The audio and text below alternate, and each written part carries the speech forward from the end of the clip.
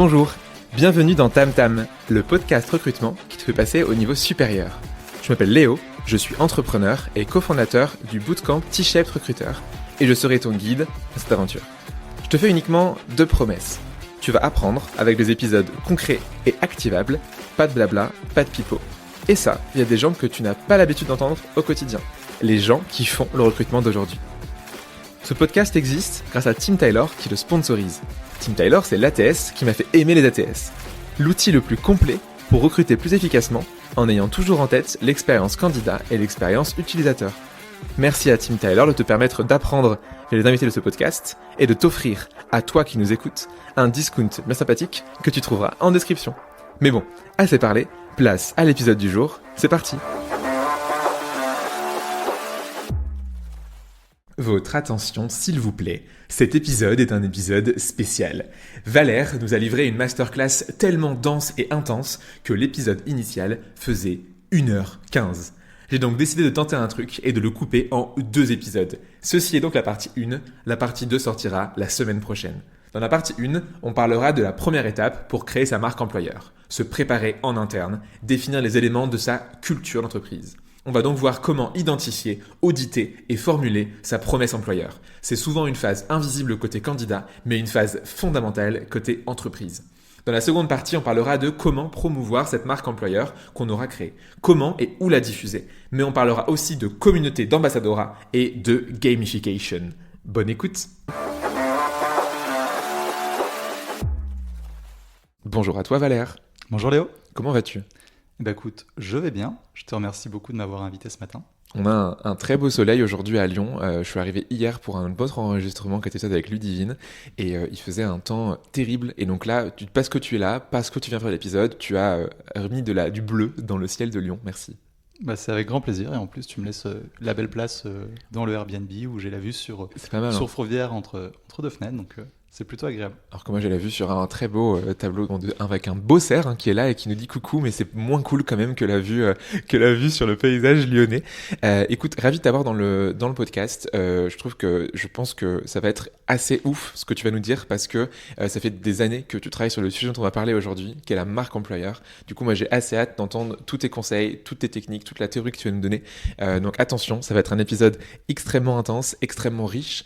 Et avant qu'on parle de ça et qu'on se lance dans le sujet, est-ce que tu peux te présenter Valère pour les gens qui ne te connaissent pas? Avec grand plaisir. Donc je m'appelle Valère Desmazières. Je suis issu d'un parcours 100% RH. J'ai travaillé en tant que recruteur et j'ai développé une politique d'alternance lors de ma première expérience. Rapidement après, je suis devenu community manager et responsable d'un média RH en ligne, donc un métier totalement différent avec de la communication digitale. Et j'ai rapidement lié les deux, c'est-à-dire la communication digitale d'un côté et mes compétences en RH de l'autre, pour devenir formateur spécialisé en réseaux sociaux pour les collaborateurs ambassadeurs. Donc ça à partir des années 2016 pour une entreprise qui s'appelait Ramstage. Et là, depuis à peu près 4 ans, j'ai créé Marqueur RH, où je suis indépendant et où je suis consultant, formateur en marque employeur. Je fais des formations aussi bien à destination des écoles RH que pour les formations pour les entreprises. Et j'interviens également dans le cadre de prestations d'audit marque employeur depuis un peu plus d'1 an aujourd'hui. Et à côté, pour les Lyonnais qui nous écouteraient aujourd'hui, je suis également co-organisateur d'un meet-up dédié aux professionnels du recrutement lyonnais qui s'appelle le TPMR. Donc c'est un rendez-vous à peu près tous les 2 mois. Je vous invite à vous renseigner si ce genre d'événement vous intéresse. C'est sympa, c'est convivial et on rencontre de belles personnes. Magnifique TPMR dans lequel, dans l'équipe d'Orga, il me semble, tu as du coup Ludivine qui était dans le dernier épisode du podcast. Et il y a aussi Aurélien Rigard qui est un alumni de Bootcamp Blendy. Exactement. Trop bien. Tu as une belle équipe autour de toi. Ça, c'est la nouvelle équipe. L'ancienne équipe, c'était Morgane Conrad. Exactement. Hélène Lee aussi. Et Hélène Lee. Ouais. Il y a du beau monde à Lyon quand même. Il y a du beau monde à Lyon en effet. Écoute, trop cool. Et donc, avec tes riches activités aujourd'hui où tu passes beaucoup de temps à former à la marque employeur, tu as forcément beaucoup de choses à dire. Est-ce qu'avant qu'on commence, tu peux nous donner un peu les clés du débat? Donc, c'est quoi pour toi la marque employeur? Parce que souvent, on a 1001 définitions derrière. Pourquoi c'est important? Ok. Alors, en effet, la marque employeur, on peut avoir 1000 définitions derrière. Souvent, c'est un sujet qui est plutôt vague et tout le monde va avoir tendance à aller raccrocher son expertise, son produit, son service à la thématique de marque employeur. Donc on se retrouve avec des salles de sport qui font de la marque employeur, des services de livraison de corbeilles de fruits pour les salariés qui font de la marque employeur.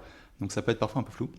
Finalement, une des définitions de la marque employeur, c'est l'image que se font les candidats et les collaborateurs de l'entreprise en tant qu'employeur potentiel. Et par extension, ça regroupe toute la partie vraiment identité employeur et la manière dont elle le fait savoir en externe à destination de ses publics cibles. Ok, moi je présente toujours la marque employeur à travers 6 dimensions, Ok. 3 internes et 3 externes, on y reviendra un peu plus tard, mais c'est important de bien comprendre cette distinction entre l'interne et l'externe. En termes d'objectifs, la marque employeur c'est assez classique, hein, mais le premier objectif de la marque employeur c'est d'attirer les candidats dont l'entreprise elle a besoin en externe pour fonctionner. Au-delà de l'attractivité externe, il faut aussi qu'elle soit capable, grâce à sa marque employeur, de fidéliser les collaborateurs en interne. Mais quitte à fidéliser des collaborateurs, autant fidéliser ceux qui sont engagés et donc développer le niveau d'engagement, ou du moins le maintenir au sein de la structure. C'est quand même plus sympa. En gros, sinon, ce que j'aime bien dire, c'est que la marque employeur, c'est une démarche qui démarre de l'interne avec une forte dimension RH et stratégique, qui ensuite s'exporte à l'externe de manière un peu plus opérationnelle. Et je ne sais pas si tu l'as déjà vu, c'est un visuel de Parlons RH qui est assez sympa et qui reprend et qui détourne la communication publicitaire d'Activia, de Danone, avec la marque employeur, ce qu'elle fait à l'intérieur se voit à l'extérieur. C'est vraiment l'idée et c'est une bonne citation pour démarrer. Ok, ça marche. Et est-ce que du coup c'est la réponse à toutes les questions, la marque employeur? Il y a des clients qui te disent ah mais une fois que j'aurai fait ça, c'est bon, je pourrai tout faire et je pourrai recruter tous mes candidats? Ouais, c'est une super question. Alors non, la marque employeur, c'est pas une réponse universelle à toutes vos problématiques, clairement. Ce qui est intéressant en matière d'attractivité, c'est de comprendre que tu as 3 leviers, c'est un peu comme un tabouret, sur lequel tu vas avoir d'un côté la marque métier, donc en fin de compte, quelles sont les conditions de travail exercées par un métier, est-ce qu'il est attractif, est-ce qu'il n'est pas attractif, bien rémunéré, pas rémunéré, quelles sont les conditions de travail. À côté de ça, tu vas avoir la marque employeur, travailler dans ma structure, dans ma boîte, comment est-ce que c'est vécu en termes d'expérience, est-ce que c'est positif ou pas. Et tu vas avoir ce qu'on appelle aussi la marque territoriale, c'est travailler dans mon territoire, sur ma localisation, est-ce que c'est quelque chose de sympa ou pas. Si tu vas exercer le métier, par exemple, d'infirmier dans un endroit où il n'y a plus aucun service public, pas de gare TER, ce ne sera pas la même chose que si tu vas exercer ce même métier sur la Côte d'Azur. Donc en termes d'attractivité, voilà, il y a bien les 3, c'est la marque métier, la marque employeur et la marque territoriale. Et nous, aujourd'hui, on fera un focus vraiment sur la partie marque employeur. Ok. Pour le coup. Au niveau global. Sinon, on pourrait faire une saison entière de podcast avec genre à peu près 30 épisodes, n'est-ce pas? C'est ça. Et je ne serai pas le meilleur intervenant pour intervenir sur tous ces sujets. Mais tu pourras en intervenir sur certains. Si tu veux. On pourrait faire ça un jour. Si tu veux, un jour, on fait un podcast uniquement sur la marque employeur et du coup, on parle de tous ces volets-là. Et du coup, toi, en effet, tu as une philosophie que j'aime beaucoup sur la marque employeur, c'est de dire que c'est l'interne qui est plus important que le reste. En tout cas, il faut impérativement commencer par ça. Tu le diras avec tes mots. Mais du coup, tu as une philosophie qui est forte sur l'interne avant de faire tout le reste. Du coup, c'est la première partie qu'on va aller voir ensemble. C'est qu'est-ce qu'on fait, comment on se prépare. Et du coup, ma première question, elle est comment est-ce que du coup, c'est quoi les différentes étapes que tu vas faire pour préparer ta marque employeur du coup, et donc du coup, à faire ça en interne. Comment tu fais ça? Ok, bon, on va partir un peu du postulat de départ que dans une structure, il n'y a pas grand-chose qui est mis en place. On a envie de travailler la question de la marque employeur et de mettre en place une démarche, mais il n'y a pas forcément beaucoup de choses déjà existantes. Donc, on va démarrer vraiment un travail de l'ombre, en fait, qui va être effectué surtout par la gouvernance de l'entreprise, l'équipe ou le service RH, qui peut être aussi accompagné du service marketing. Mais c'est vraiment un travail en interne. On va commencer par s'intéresser à la notion d'identité. Finalement, l'employeur, qui c'est? Qui je suis? Derrière, une fois que j'ai mis des mots sur mon identité employeur, comment est-ce que c'est vécu en interne? Comment est-ce que mes collaborateurs vivent l'expérience collaborateur que je leur propose au quotidien? Est-ce que mon identité, elle est raccord avec l'expérience qui est vécue? Est-ce qu'il y a un alignement entre les deux? Et s'il y a un alignement, à ce moment-là, je peux être en mesure de définir une promesse employeur que je pourrais communiquer à l'externe, puisque je sais que ma promesse sera tenue. Ce que je te propose, c'est de démarrer vraiment avec cette partie identité employeur et comment est-ce qu'on fait pour identifier justement son identité employeur. Donc c'est une partie un peu difficile, généralement, parce que comme pour l'être humain, comme pour toi, pour moi, ça veut dire qu'il faut apprendre à parler de soi, donc il faut apprendre à se connaître. Donc il y a du développement personnel, ça qui peuvent exister et qui peuvent aider. Finalement, c'est un petit peu la même chose, mais au niveau d'une organisation. Globalement, tu vas commencer par la question de l'histoire de l'entreprise. Comment est-ce qu'elle a été créée? À quelle époque? Par qui? Pourquoi? C'était quoi son produit d'origine? Quelles ont été les grandes étapes d'évolution que tu peux avoir éventuellement derrière? Et parfois, justement, ces évolutions, elles permettent aussi d'éclairer des choix qui ont eu lieu à un moment pour mieux comprendre ceux d'aujourd'hui et ceux de demain. D'ailleurs, je ne sais pas si tu as remarqué, mais tu as pas mal d'entreprises aujourd'hui qui communiquent beaucoup sur la dimension historique. C'est devenu un vrai argument marketing. On parle de telle marque qui existe depuis 1989, de telle autre marque, Since. Voilà. Donc c'est vraiment devenu un véritable argument en quelque sorte. En termes d'exemples sur la partie histoire d'entreprise, il y en a un qui m'avait marqué au tout début quand j'ai fait mes premières formations. C'était pour Saint-Gobain. en fin de compte, pour une entreprise de Saint-Gobain, qui était la paire. Et j'ai découvert en fait que Saint-Gobain, c'était une entreprise qui avait à peu près 350 ans. Je m'y attendais pas du tout, pour moi c'était juste une entreprise du CAC 40. Et qu'à l'origine, en fait, c'est un ordre royal de Louis XIV qui a créé la structure pour créer les glaces, finalement, qui ont été utilisées par la suite, notamment sur le projet de Versailles. Et bah typiquement, ça envoie un peu de prestige, quoi. Ça te donne une dimension supplémentaire à ce qu'est vraiment l'entreprise. Et il n'y a pas forcément besoin de s'appeler Saint-Gobain. Aujourd'hui, toutes les entreprises ont une histoire. Et c'est pas rare, tu vois, même sur les sites de certaines PME, de retrouver une petite rubrique avec l'histoire de l'entreprise. Michel et Jacqueline se sont rencontrés autour d'un déjeuner sur tel événement et ont eu l'idée de folie de créer telle boîte. Voilà. Mais en fin de compte, c'est la jeunesse du projet. Et c'est aussi important d'en parler. Même si l'histoire est pas forcément extraordinaire, on peut quand même en parler, quoi. Il y a toujours, tu penses qu'il y a toujours quelque chose qu'on peut utiliser pour ça ou... Ouais, même si l'histoire elle est pas extraordinaire, pour moi il y a toujours quelque chose à raconter. Si elle n'est pas extraordinaire, ce sera plutôt court. Mais globalement, il y a toujours quelque chose à dire et je pense que c'est important de le dire, pour le coup. Ça va importer aussi la notion du sens et pourquoi est-ce que les créateurs vont porter aussi l'entreprise derrière, c'est quoi. Et ça fait une belle transition avec la question de la raison d'être, tu vois, qui est l'étape d'après. Donc finalement, derrière, juste, tu vas avoir toute cette partie de la raison d'être. Et j'aime bien expliquer que la raison d'être, c'est un des rares vraiment objectifs de l'entreprise qui ne doit pas être smart. Tu vois, généralement, on te dit toujours, il faut que tes objectifs soient smart, sinon on n'y arrivera jamais, ce sera pas actionnable, et ainsi de suite. Bah là, typiquement, justement, il faut que l'objectif il ait une ambition qui soit un petit peu démesurée, qui soit très difficilement atteignable, pour qu'il y ait justement cette part de rêve qui motive les collaborateurs à s'engager justement pour atteindre l'objectif ou être au plus proche de cet objectif.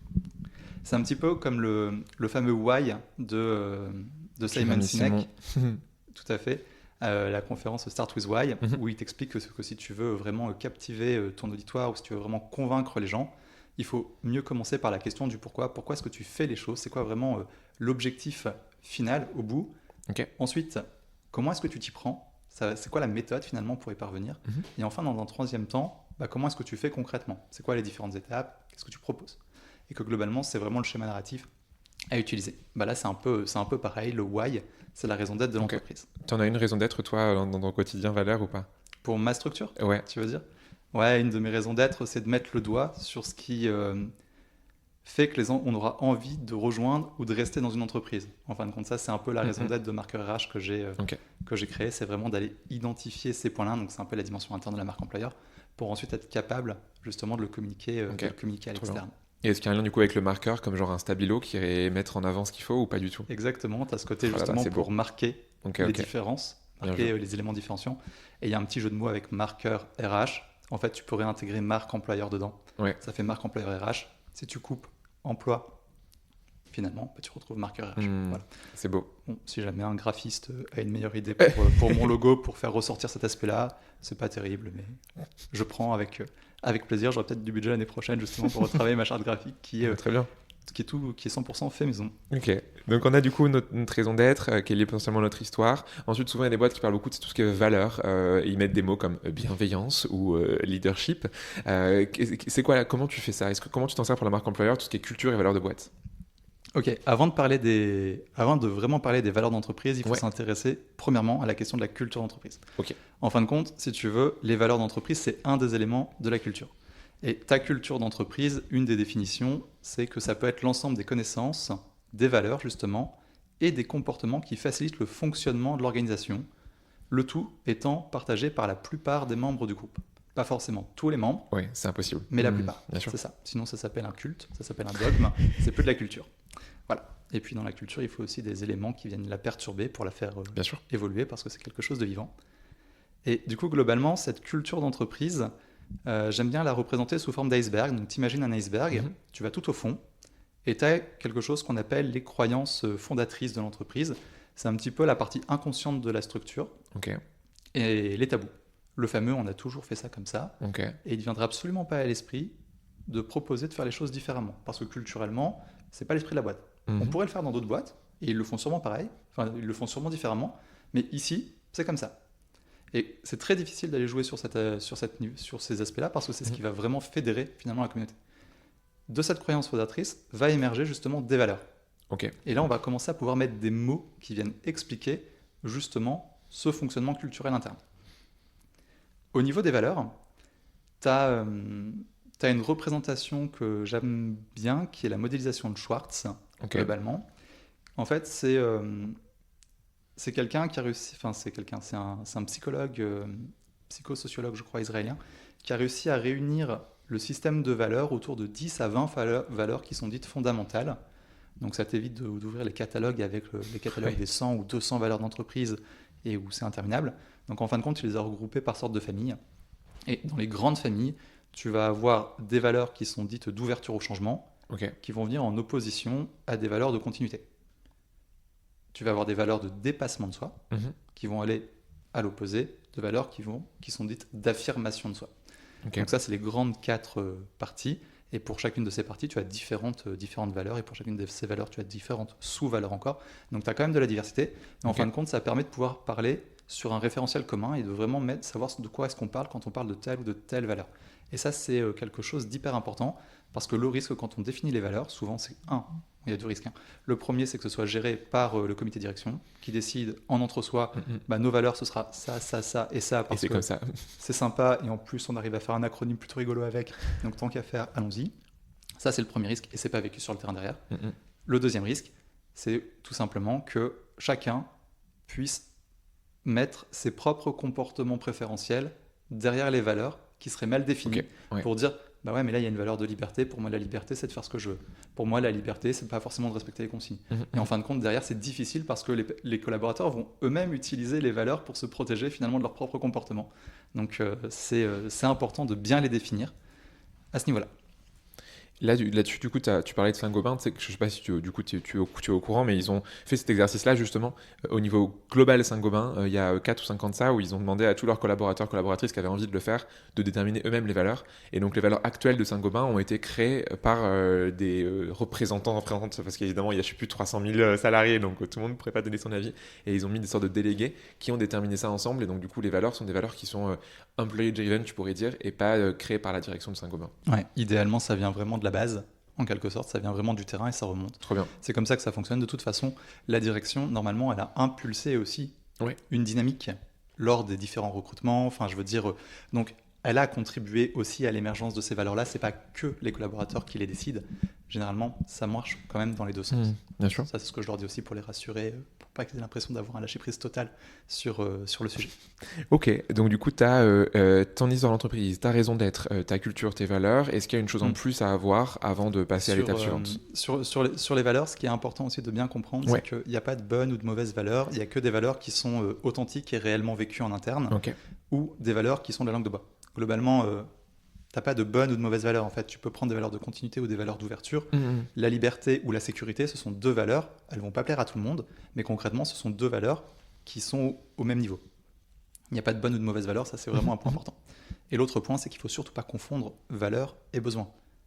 Tu es une entreprise un peu vieillissante.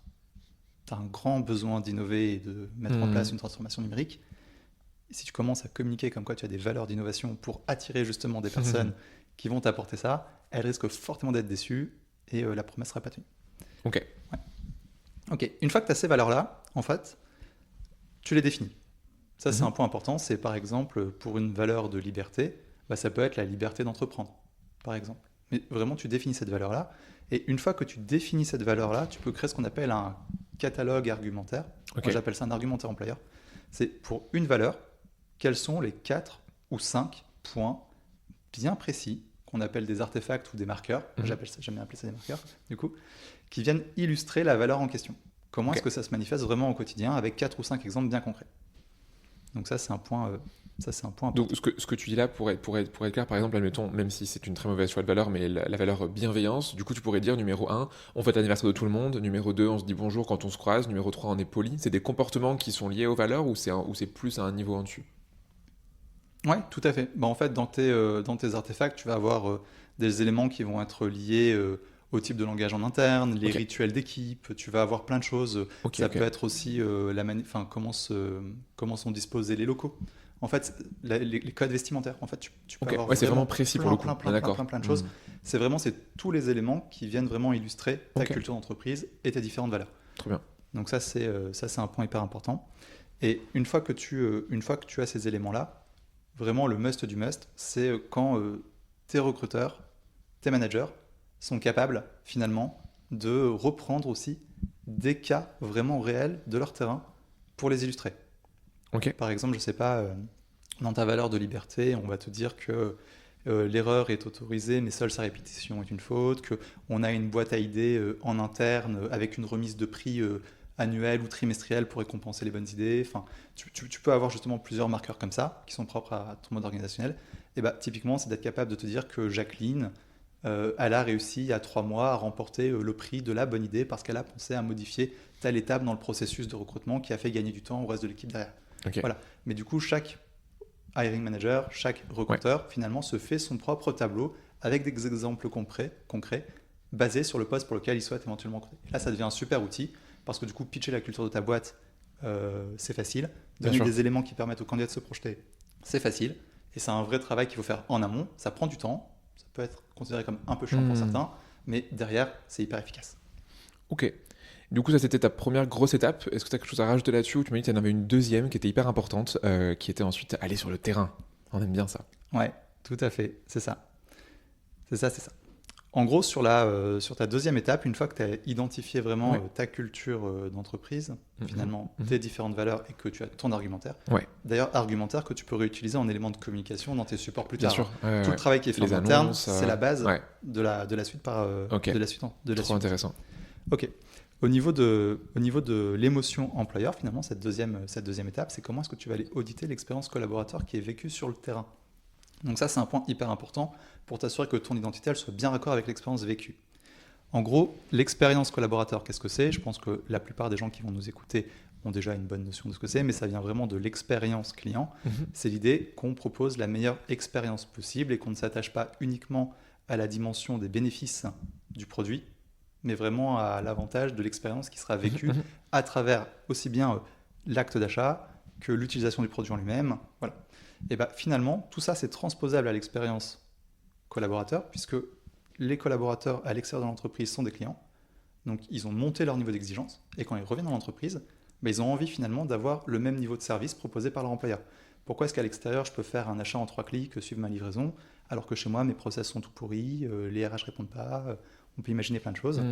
Et en fin de compte, du coup, ils réapportent cette exigence-là, d'où l'importance aujourd'hui de soigner son expérience collaborateur en termes d'attractivité. Ok. Très clair.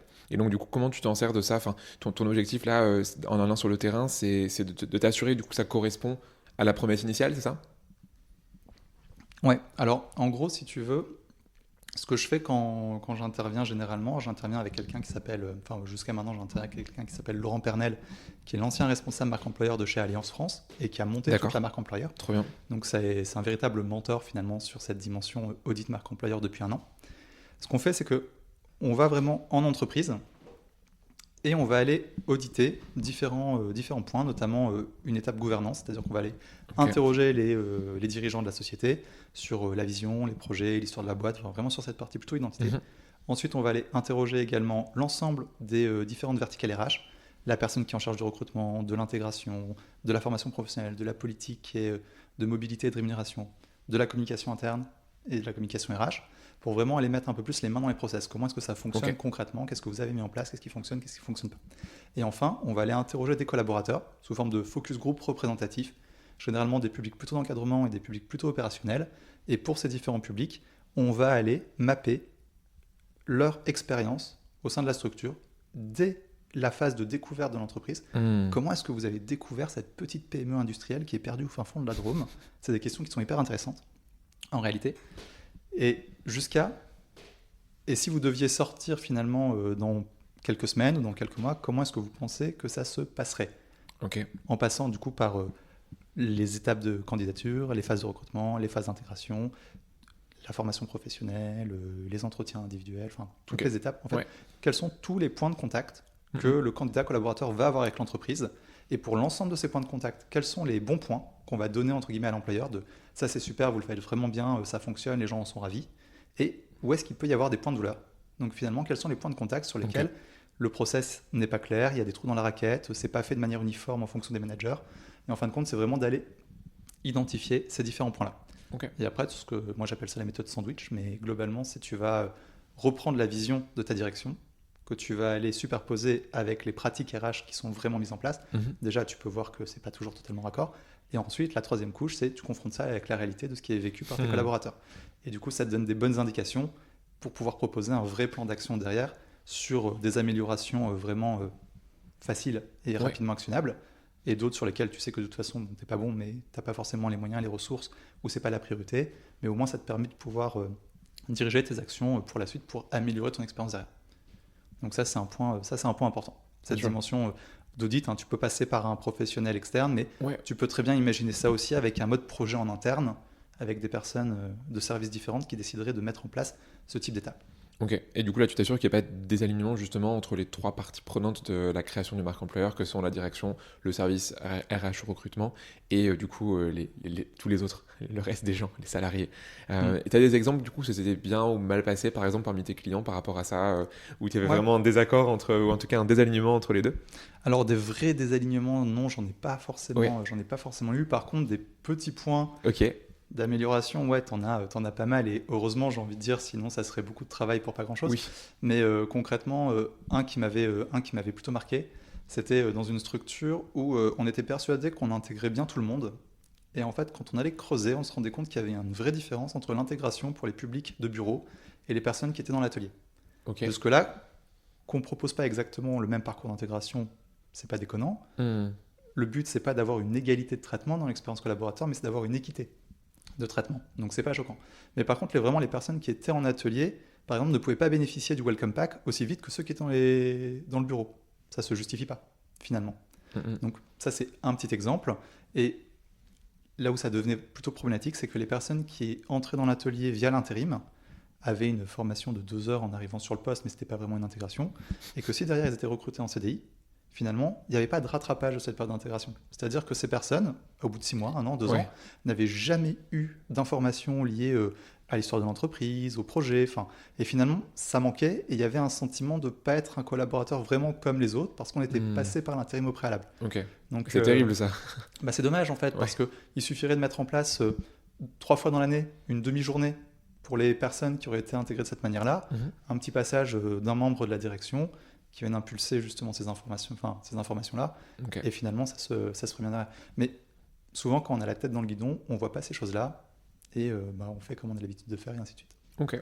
Est-ce que tu aurais des outils à nous partager pour faire ça? Là, du coup, on peut le faire en opération, en prenant le temps de parler à tout le monde. Est-ce que tu penses qu'il y a une manière de mapper ça au niveau global d'une entreprise pour avoir du coup des tendances de ce qui est bien, ce qui est pas bien, pourquoi, comment? J'étais des boîtes qui font des pulse survey. Quand j'étais chez L'Oréal, on avait ça par exemple. La méthode du focus group représentatif, elle est pas mal. Si tu vas prendre une douzaine de collaborateurs maximum, tu t'assures d'avoir des personnes qui n'ont pas la même ancienneté, qui n'ont pas le même âge, qui ne travaillent pas sur les mêmes métiers, pas dans les mêmes locaux, parfois pas dans les mêmes zones géographiques aussi, parce qu'ils ont tous des visions différentes et des témoignages différents à te proposer. Et à côté de ça, justement, tu peux aussi te baser sur toutes les enquêtes internes qui sont réalisées, aussi bien sur l'RPS que sur d'autres. Je veux dire, il y a de la data, globalement, donc tu peux aller la chercher. C'est parfois un peu plus difficile, mais tu peux les réutiliser. Et sinon, en effet, tu as quelques startups, par exemple, qui se sont lancées ces dernières années. Je pense notamment, tu as Supermood, tu as Bluemin, tu en as d'autres, qui proposent justement d'aller sonder les collaborateurs et de prendre le pouls régulièrement à raison de 3-5 questions par semaine sur l'application mobile, via des liens, pour aller justement sonder des points très spécifiques qui ont été déterminés. Et ce que je trouve génial avec ces solutions-là, c'est justement de pouvoir aller ressonder les personnes à 3 mois, à 6 mois, à 1 an, à 2 ans, sur les mêmes questions, pour aller mesurer les évolutions de perception. Bien sûr. Donc en fait, ton audit, il te permet vraiment de poser les fondamentaux, de poser les bases, tu as un état des lieux, et derrière, tu vas mettre en place des actions, et c'est ça qui va te permettre derrière de les piloter dans le temps. Et là, je trouve que c'est intéressant, ça a de la valeur. Et alors ça, j'ai pas travaillé sur le sujet, mais j'en avais entendu parler. C'est les équipes de Carrefour recrutent. Ils ont une équipe sourcing qui à l'époque était de 70 personnes, je sais pas combien ils sont aujourd'hui. Et ce type de solution avait remonté qu'il y avait un besoin en formation, et ils se sentaient un petit peu délaissés sur la dimension formation technique en recrutement. Et ils ont mis en place, grâce à ça, un système de peer learning, où les personnes qui avaient, par exemple, je sais pas moi, un début de compétence sur le scrapping, sont allées expliquer sur des périodes, tous les mois, sur des petits déjeuners, des choses comme ça, comment ça fonctionne, quel outil est-ce que j'utilise, quelle méthode est-ce qu'on pourrait utiliser. Et en fin de compte, ils se sont recréés leur formation de cette manière-là. Donc je trouvais ça plutôt intéressant. Ok, trop bien. Donc là, du coup, tu as des outils, des exemples qui sont sympas, qui marchent bien, qui peuvent aider. Et c'est vrai que ça permet du coup de mapper ça au niveau global. Tu en as un qui est plus. Enfin, du coup, ça a été racheté, ça s'appelait Platypus. Je sais pas, comme le l'ornithorynque en anglais. Maintenant, ça s'appelle Value Beat. Ça a été racheté par une autre boîte. Et là, du coup, il se basait sur les cultures. Donc, tu avais 12 valeurs différentes qui étaient proposées, comme structure, leadership, carrière, compensation, etc. Et les gens, du coup, devaient de manière déclarative, ranker, enfin, classer ces 12 aspects du coup d'une culture. Et du coup, tu pouvais faire ça en fait, et après, tu pouvais casser par équipe, par âge, par pays, par ancienneté dans la boîte. Et du coup, tu peux voir par exemple les plus jeunes qui sont arrivés. Ce qui compte pour eux, ça va être par exemple l'argent, la flexibilité. Par contre, les gens qui sont là depuis 5 ans, ce qui va compter, ça va être, je sais pas, la flexibilité vie pro, vie perso. Ça va être la structure, ça va être l'organisation, etc. Et du coup, alors, ils sont encore en activité, mais du coup, c'est plus aussi, comment je dirais, en flamme qu'avant, parce que du coup, ils sont plus en phase de développement, on est en phase de stagnation. Mais c'est un outil qui est trop malin, du coup, qui permet de mettre du coup tes 12 valeurs et de les classer comme ça individuellement. Bref, donc autre outil assez chouette. Faudrait que je regarde s'il est encore en activité. C'est chouette parce que du coup, quand tu as ces informations-là, eh ben, tu peux adapter justement pour les entreprises qui ont des budgets plus conséquents, te dire que tu vas mettre en place un parcours spécifique sur ton site carrière en fonction de ta typologie justement de candidats qui pourraient arriver entre tes juniors, tes confirmés, tes seniors, ce genre de choses. Tu peux réadapter justement la rédaction de tes annonces en mettant en avant les avantages différenciants pour le coup. Enfin, c'est top. Ouais, c'est de l'or comme outil. Et c'est dommage que ce soit un petit peu arrêté, mais je regarderai, je referai un tour si c'est. Du coup, c'est toujours aussi utile qu'avant. Tu avais une dernière étape à proposer, du coup, qui était un peu comment je dirais la fin, comment tu dirais, le coup de l'aboutissement. L'aboutissement. Je cherchais c'est quoi quand tu as des feux d'artifice, le bouquet final. Donc, tu as parlé de culture, de raison d'être, de valeur. Tu fais ça au niveau de la direction en interne. Tu fais un audit, tu peux utiliser des outils. Et à la fin, du coup, tu vas faire quoi? Normalement, à partir du moment où tu as bien défini ton identité employeur et que tu l'as confronté à la réalité de ton expérience vécue sur le terrain, tu es en mesure de proposer une promesse, finalement. Quelle promesse est-ce que tu vas faire aux candidats que tu souhaites recruter et aux collaborateurs qui sont chez toi? Et il faut que cette promesse, elle soit tenable. C'est hyper important, ça paraît basique, et pourtant, enfin, je veux dire, ça vaut le coup de le répéter quand même. Il faut qu'elle soit tenue, cette promesse, pour 2 raisons, parce que globalement, quand tu tiens pas ta promesse, les gens sont déçus. Et quand les gens sont déçus, qu'est-ce qui se passe? Les meilleurs savent qu'ils sont pas mauvais. Ils savent qu'ils retrouveront sans difficulté un job ailleurs. Rupture de contrat morale, entre guillemets, dès le démarrage. Selon le niveau de promesse, l'écart dans la promesse, tu peux avoir des gens qui vont décider de ne pas revenir. Voilà. Selon c'était des chiffres que j'avais trouvés sur Welcome to the Jungle, tu vois, tu as 4% des nouveaux collaborateurs qui décident de ne pas revenir le lendemain après leur première journée. Ça paraît pas beaucoup 4%, mais c'est énorme. Après tout le boulot que tu as mis en place avec tes équipes recrutement, 4% c'est juste, c'est interdit en fait de faire ça, clairement. Et tu as à peu près 20% des personnes qui peuvent quitter le poste dans les premiers mois après l'intégration. Voilà, 2 options. Soit c'est l'intégration qui est vraiment, vraiment mauvaise et qu'il faut revoir, ou alors soit c'est que la promesse n'était pas du tout alignée sur la réalité que les personnes ont vécue derrière. Donc ça c'est hyper important, donc c'est d'avoir une promesse qui soit tenable. Comment du coup tu fais une fois que tu as cette promesse tenable? C'est quoi les étapes que tu vas mettre en place pour t'assurer du coup que ta marque employeur elle est comprise par tout le monde, en interne et en externe, avant justement de diffuser? Qu'est-ce que tu fais? Ok. Une fois que tu as ta promesse, tu vas essayer de la formuler finalement, ta promesse. Et essayer de la formuler de manière assez simple. Alors souvent on essaie de la faire tenir sur 1 phrase, 2, 3 phrases. C'est un exercice qui est particulièrement difficile, je trouve, parce qu'il faut être synthétique alors qu'on a fait un énorme travail préalable. Voilà, c'est pas l'exercice sur lequel je suis le plus fort, parce qu'il faut éviter d'être dans le slogan trop banal, trop dans la punchline. C'est vraiment, pour le coup, tu vois... C'est du pure marketing, du copywriting. Ouais, c'est vraiment ça, et ça nécessite un vrai pro ou une personne en interne qui soit top. Mais là-dessus, moi, je reconnais mon manque, en quelque sorte. Mais la formulation de la promesse, elle est hyper importante. Et c'est en quoi est-ce qu'elle est différenciante par rapport aux autres personnes qui recrutent les mêmes compétences que moi sur le même marché, finalement. Ça peut être mes concurrents directs, mais pas forcément. Ça peut être des entreprises qui recrutent les mêmes profils, mais qui ne font pas les mêmes produits. Et typiquement, tu vois, McDo, comme entreprise, je trouve que leur promesse, elle est plutôt top. Parce qu'on connaît tous le « venez comme vous êtes », qui était le slogan, entre guillemets, assez générique. Et ils ont fait justement une promesse plutôt employeur, pour le coup. C'est chez McDo, j'apprends à chaque instant. tu vois. Et en fin de compte, c'est ça qui est vraiment différenciant, c'est que quand tu vas bosser chez McDo, tu pourrais aller faire un job d'équipier en salle ou en cuisine dans n'importe quelle autre chaîne de restauration rapide, ou même pas chaîne, dans un petit kebab du coin, ce genre de choses. Finalement, il y en a assez peu des structures qui te proposent vraiment des programmes d'évolution et de formation en interne si tu le souhaites. Donc ça, pour eux, c'est un vrai élément différenciant. Ils ont mis en place des parcours internes, des CQP qui sont des certifications professionnelles qui sont reconnues au-delà de l'entreprise. Donc du coup, tu travailles ton employabilité aussi pour le reste de ta carrière. Et c'est un vrai argument différenciant pour le coup. Donc ça, typiquement, je trouve que c'est intéressant à mettre en avant. Ok, donc en effet, avoir une marque employeur qui soit différente du coup de la marque globale que tu vas utiliser pour tes consommateurs et consommatrices. Là, du coup, on a fait un bon gros tour, je dirais, sur comment est-ce qu'on se prépare. Une fois du coup qu'on a tout ça, on peut passer à la suite qui est de véhiculer tout ça à l'externe. Est-ce qu'avant qu'on passe à cette partie-là, tu as quelque chose à rajouter sur cette partie vraiment tambouille interne pour être sûr d'être droit dans ses bottes avant de commencer? Non, je pense que ça me paraît pas mal. J'ai sûrement oublié des petites choses, mais Allez, parfait. Rien de fondamental. Ceci est la fin de la partie 1 de l'épisode sur la marque employeur avec Valère. La semaine prochaine, dans la partie 2, on verra comment diffuser cette marque employeur, comment la promouvoir, mais on abordera aussi la création de communautés d'ambassadeurs et d'ambassadrices ou encore la gamification. Alors, à la semaine prochaine. Et c'est déjà la fin. Merci d'avoir écouté jusqu'au bout. Si tu es encore là, c'est que ce podcast t'a apporté de la valeur. Si tu veux aider encore plus de recruteurs et de recruteuses à apprendre via ce podcast, tu peux faire 3 choses. La plus simple, tu en parles autour de toi. Hey Myriam, j'ai écouté ce podcast-là, Tam Tam, vraiment bien, je te recommande.